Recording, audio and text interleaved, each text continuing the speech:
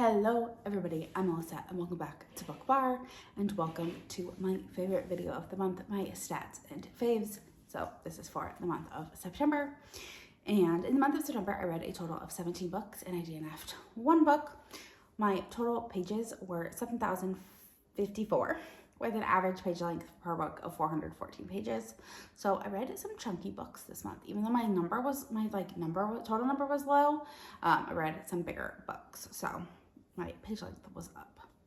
I read seven 5 stars, 4 4.5 stars, 4 stars, and 2 3 stars.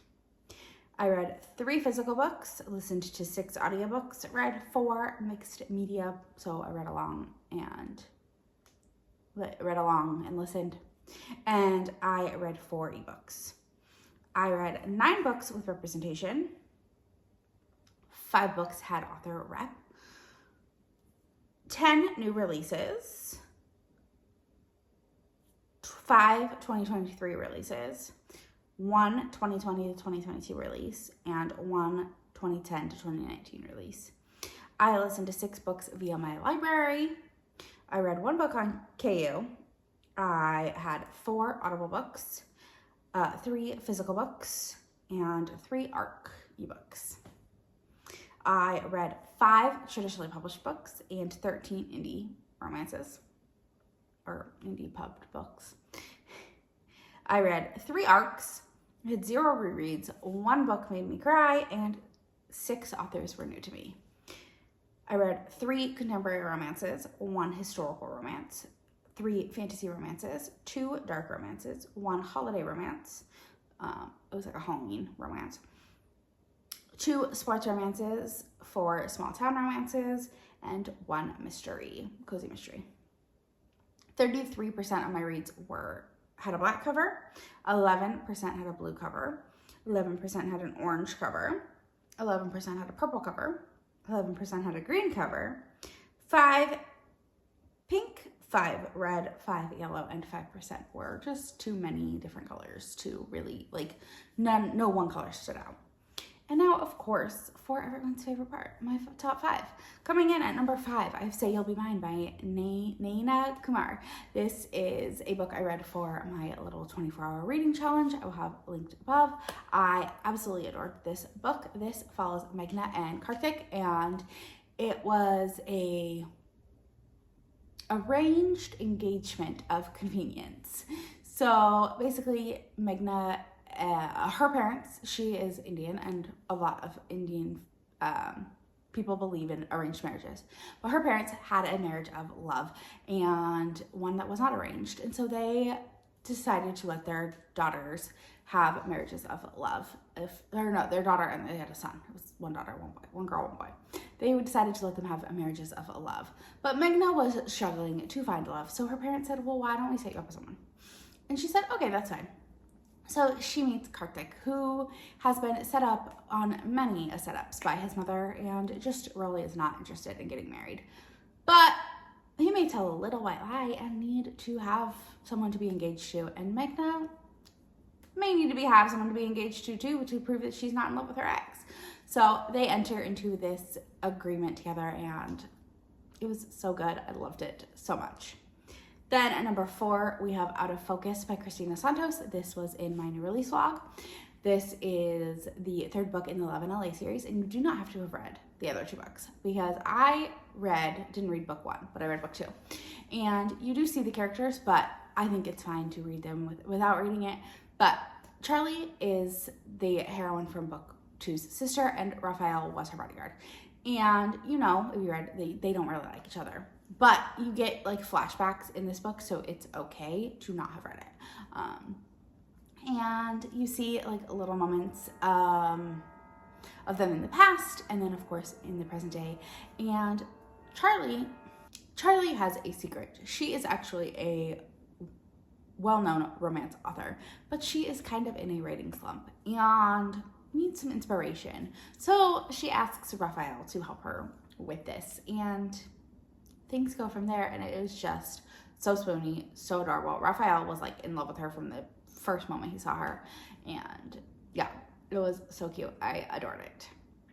Then coming in at number 3, we have Dead Rinker by Ruth Stilling, again for my new release vlog. This is the 3rd book in the Seattle Scorpions series, and this book was amazing. Again, you do not have to have read the other 2. I think it makes more sense if you do, more so than even the first, more than Out of Focus, just because you do see JJ and Kate's first interaction in the first book, Border Hearts, and then in the other book, Frozen Over, you do kind of see like they're like animosity towards each other, but like continuing. And then of course in this one where they end up having a one-night stand that leads to more because they end up pregnant. Kate ends up pregnant. So yeah, it was so good. I loved it. Fantastic. Then coming in at number 2 was another book for my 24-hour challenge. My vlogs just had great books in them, let's be real. So that was Between Never and Forever by Brit Benson. This book I read this book in one sitting. Like literally, it's not a small book. It's not a small book. I read this in one sitting. Like I sat down and read it in like 5 hours. Like I just was like, could not stop. Absolutely obsessed.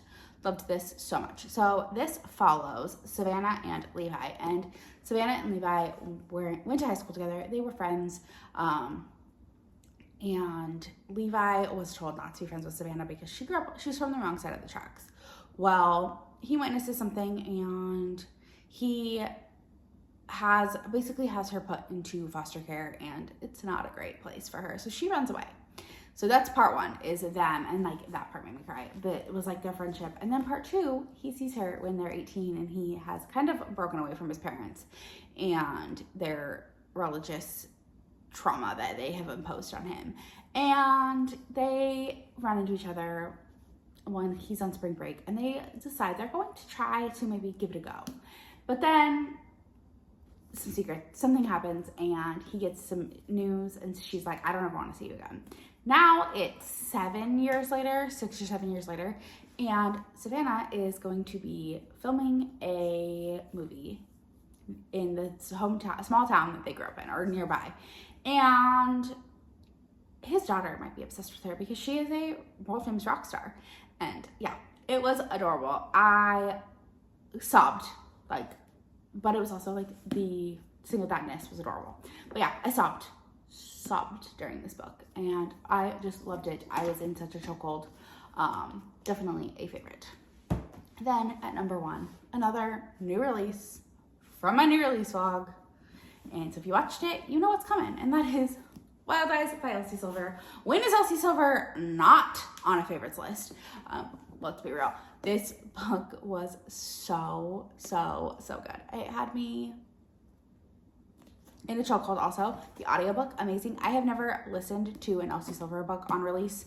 I've always read and then like reread via audio, but I never listened for my first read, and it was definitely the right choice because there are a couple songs written for this book specifically, and they are sung by like a singer, and it was so good. But this follows Skylar and West, and there was a comparison of West. If Theo and Cade had made a baby, it'd be West, and that is so true.